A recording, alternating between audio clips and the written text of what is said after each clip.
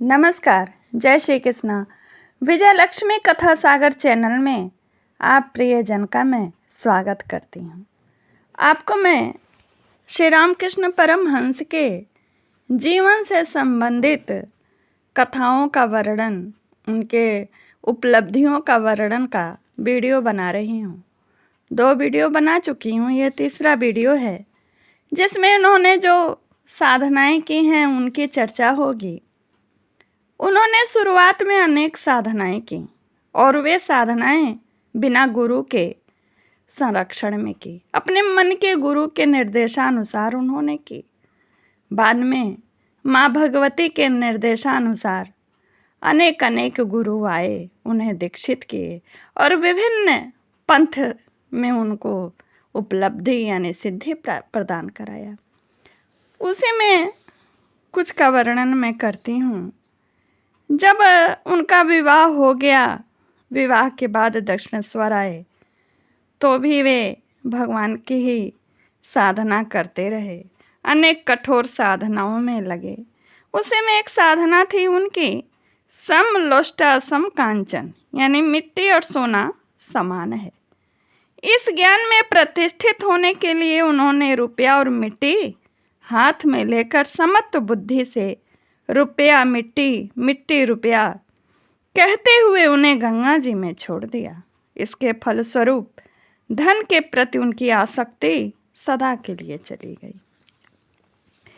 और एक दिन उन्होंने माँ काली से कहा, माँ मैं तो पढ़ना लिखना जानता नहीं, तू ही कुछ कृपा कर कि मुझे सभी धर्मों सभी शास्त्रों का सार समझ में आ जाए, तू ही बतला दे। तब से जगदम्बा की इच्छा से विभिन्न धर्मों के विभिन्न भावों के आचार्य और धर्म गुरु दक्षिणेश्वर आने लगे, जैसा कि मैंने आपको शुरू में बताया। श्री रामकृष्ण को क्रमशः विविध धर्मों की साधना में दीक्षित करने लगे। इस तरह एक एक करके सभी साधनाओं में सिद्धि लाभ करने के उपरांत उन्होंने इस महान सत्य की उपलब्धि की कि सभी धर्म सत्य हैं। हर एक धर्म मानव को उस अतीन्द्रिय सत्ता की ओर ले जाने वाला एक सच्चा मार्ग है।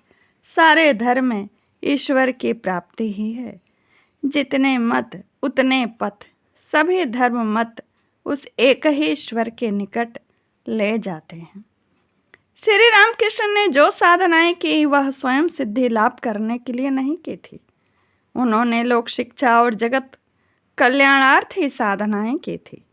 आज के इस संशयपूर्ण युक्तिवाद के युग में जब करोड़ों नर नारियों का मन भगवान के अस्तित्व के बारे में संदेह से उठ रहा है और भगवत प्राप्ति सिर्फ कहने भर की बात रह गई है, और ऐसे समय में श्री रामकृष्ण ने स्वयं साक्षात साधना कर ईश्वर के अस्तित्व को प्रमाणित किया। इस बात को आप लोग विशेष ध्यान दीजिएगा, क्योंकि आपके साधना मार्ग पर ये बात बहुत सहायक होगी। और इतना ही नहीं, उन्होंने इस संदेह वाही यानी जो संदेह जगत के है, जगत के सामने जगत में जो संदेह है, यह भी सिद्ध कर दिया कि केवल आंतरिक चाह और व्याकुलता के बल पर ही ईश्वर दर्शन संभव है। एक बार तो उन्होंने अपने आए भक्तों से कहा था, अपने पास आए भक्तों से, कि मैं बहुत ही आदर्श जीवन का सांचा छोड़े जा रहा हूँ, तुम लोग उसी में अपना जीवन ढाल लेना। बहुत बड़ी बात कही ठाकुर ने। उनके ये साधनाएं मैं इसीलिए आप सबको सुना रही हूँ कि बहुत एक उम्र के पश्चात बहुत लोगों को ईश्वर के चाह जानने की इच्छा होती है, क्या हम भी जा सकते।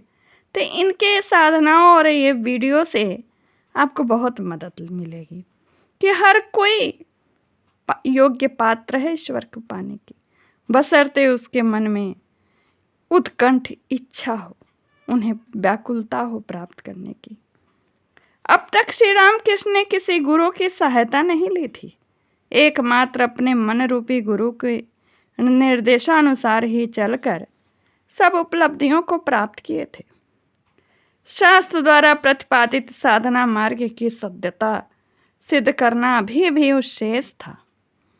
और संभवतः इसीलिए जगदम्बा के आदेश से विविध शास्त्रों में पारंगत निष्णात साधिका योग माया की अंश से उत्पन्न हुई योगेश्वरी भैरवी ब्राह्मणी का दशेश्वर में गुरु रूप में आगमन हुआ। उन अपरिचित भैरवी ने दक्षेश्वर आकर श्री रामकृष्ण से कहा, बाबा, मैं तुमसे तंत्र मत की साधना कराऊंगी, पर मंदिर में माँ से बिना पूछे ठाकुर कैसे हाँ कहें? वो तो माँ के शिशु, कोई भी कार्य उनके आज्ञा के बिना तो करते नहीं। इसलिए उन्होंने माँ से अनुमति ली और फिर वे भैरवी के निर्देशन में तंत्र साधना में रत हुए। भैरवी सारे साधन को एकत्रित करती और बिल वृक्ष के नीचे मुंडासन स्थापित हुए।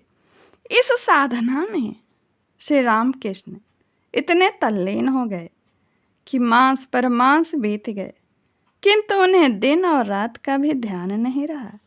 लगभग 6 मास के भीतर ही उन्होंने विष्णुक्रांता में प्रचलित 64 तंत्रों की सभी साधनाओं में सिद्धि लाभ कर लिया और भैरवी देखकर विस्मित रह गई। अधिकांश साधनाओं में से प्रत्येक में सिद्धि होने में उन्हें 3 दिन से अधिक समय नहीं लगा। तंत्र में वर्णित सभी साधनाओं का समापन हो जाने पर आनंद से विभोर होकर भैरवी बोली, बाबा, अब तुम दिव्य भाव में प्रतिष्ठित हो गए हो। इस अवधि में श्री रामकृष्ण को देवी के अनेक स्वरूप प्राप्त हुए। 10 भुजा से लेकर 2 भुजा तक की न जाने कितनी देवियों के दर्शन हुए थे। कितना अनुपम था उन देवियों का रूप लावण्य। कोई कोई देवियां तो उन्हें तरह तरह से उपदेश भी दें। श्री रामकृष्ण ने कहा था, षोडशी यानी त्रिपुर सुंदरी मूर्ति के श्रीअंग से सौंदर्य राशि मानो पिघल कर चारों ओर व्याप्त हो रही हो। इसके अतिरिक्त उन्होंने भैरव आदि अनेक देवों के भी दर्शन किए थे। इसी बीच देव इच्छा से वे जान गए थे कि बहुत से लोग उनके पास धर्म के लाभ लेने के लिए आएंगे।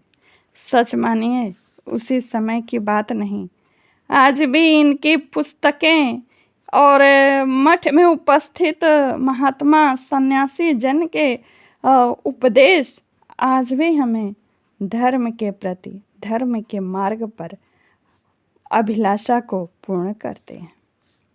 तंत्र साधना जब उनकी पूर्ण हो गई, कुछ वर्ष तक श्री रामकृष्ण की देह कांति बहुत ही उज्जवल और ज्योतिर्मय हो गई थी।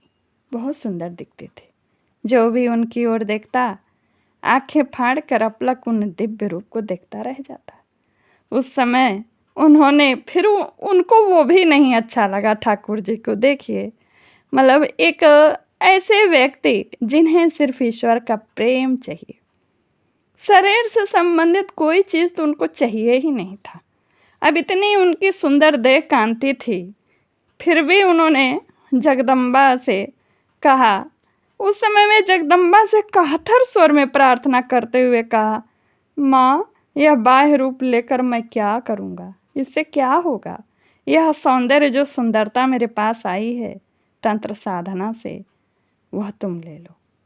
तंत्र साधना में सिद्ध होने के बाद वे केवल नारियों में ही नहीं, वरन सभी प्राणियों में जगन माता के दर्शन करने लगे। सर्वत्र जगदम्बा का ही प्रकाश, उन्हीं का रूप। गंगा तट पर उन्होंने पंचवटी और तुलसी कानन बनाकर बड़ी साधनाएं की थी। मधुर भाव की साधना करते समय श्री रामकृष्ण स्वयं को श्री राधा रानी की सखी मानकर स्त्री की सी वेशभूषा धारण करते। उसी समय एक दिन उन्हें श्री राधा ने दर्शन दिए। उनकी देह कांति, उनका देह का स्वरूप उन्हीं के देह में विलीन हो गया। बाद में इस प्रसंग में उन्होंने अपने भक्तों से कहा था, वैसे आप पढ़िएगा श्री रामकृष्ण वचनामृत या कोई भी उनके जीवन संबंधित पुस्तक, तो ये अपने सारे अनुभवों को भक्तों को बड़े हृदय से विस्तार रूप में समझाई और माँ से आशीर्वाद भी प्राप्त किया था कि मैं छू ही लूँ, मेरे छूने मात्र से भक्त को सब ज्ञान हो जाए। वो आगे चल के मैं वीडियो में आपको बताऊंगी। बाद में इस प्रसंग में उन्होंने भक्तों से कहा था कि श्रीमती राधा रानी की अंग कांति जो थी नाग केसर पुष्प के केसरों के समान गौरवर्ण थी। अपने भीतर श्रीमती के प्रवेश करने के बाद वो राधा रानी उनके शरीर में ही विलीन हो गई थी। तो कहते हैं उनके प्रवेश करने के बाद वे स्वयं को सर्वदा श्री राधा के रूप में अनुभव करते।